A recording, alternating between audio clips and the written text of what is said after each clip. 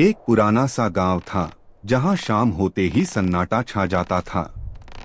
उस गांव के बाहर एक टूटा फूटा सूखा पेड़ खड़ा था जिसके बारे में कहा जाता था कि वहां कुछ भयानक रहता है। उसी गांव में अमन नाम का एक छोटा लड़का अपनी दादी के साथ रहता था। दादी ने हमेशा अमन को उस पेड़ के पास जाने से मना किया था। एक रात तेज हवा चल रही थी और पेड़ से अजीब-अजीब आवाजें आ रही थीं। अमन डर गया। तभी दादी बोली, बेटा, आज वो जाग गया है। अचानक दरवाजे पर ठक ठक की आवाज हुई। जब दादी ने दरवाजा खोला तो बाहर कोई नहीं था, सिर्फ पेड़ की टूटी डाल हिल रही थी।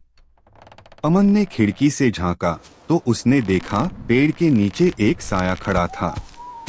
साया धीरे धीरे घर की ओर बढ़ा। दादी ने अमन का हाथ पकड़ा और बोली, आंखें बंद रखो। तेज चीख गूंजी और फिर सन्नाटा। सुबह गांव वालों ने देखा घर तो था पर अमन और दादी गायब थे और उस टूटे पेड़ पर अब दो नई परछाइयां हमेशा के लिए दिखने लगी।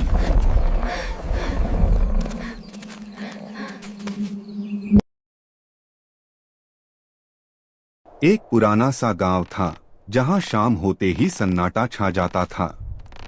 उस गांव के बाहर एक टूटा फूटा सूखा पेड़ खड़ा था जिसके बारे में कहा जाता था कि वहां कुछ भयानक रहता है।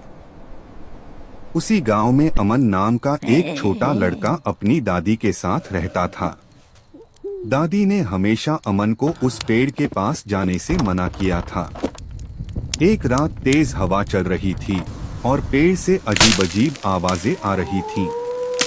अमन डर गया। तभी दादी बोली, बेटा, आज वो जाग गया है। अचानक दरवाजे पर ठक ठक की आवाज हुई।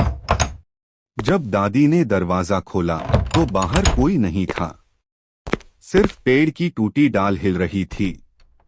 अमन ने खिड़की से झांका तो उसने देखा पेड़ के नीचे एक साया खड़ा था। साया धीरे धीरे घर की ओर बढ़ा।